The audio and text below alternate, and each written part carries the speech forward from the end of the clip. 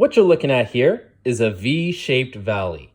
We call this a V-shaped valley because you've got between two mountains a valley that is in the form or shape of a V. Some V-shaped valleys look like this, where you've got like a mountainside that comes down like this, and then you have another one that is sort of tucked behind, and then maybe you've got another mountain going like this. And you'll notice how you have this alternating of mountainsides. And we call this an interlocking spurs.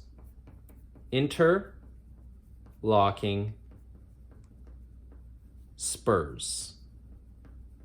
When the Earth enters into an ice age, you're going to have increased amount of snow falling and the layering of consecutive winters of more and more ice forming between the two mountains. So in essence, the ice is filling up the valley. What you end up with is an alpine glacier.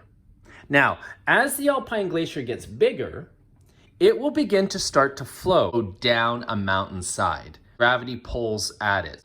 And as it does that, it is going to erode the sides of the valley because that is where the ice is in contact with the rock and is going to undergo erosion.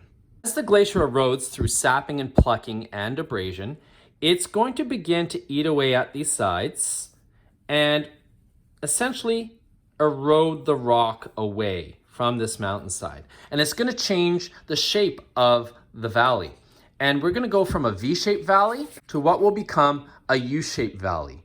Because this area that was once part of the mountainside has been eroded away by the glacier as it filled up the valley. Now you're going to notice with this U-shaped valley that there is now some steep sides. Okay, this is a mountainside. It's extremely steep. This could be 600 meters high or 1,000 meters high. And this is the valley bottom. And we actually have a name for this particular feature. This is called a truncated spur. And basically what a truncated spur is like Voldemorting it. You know how Voldemort doesn't have a nose? You're essentially taking the nose off of the mountain.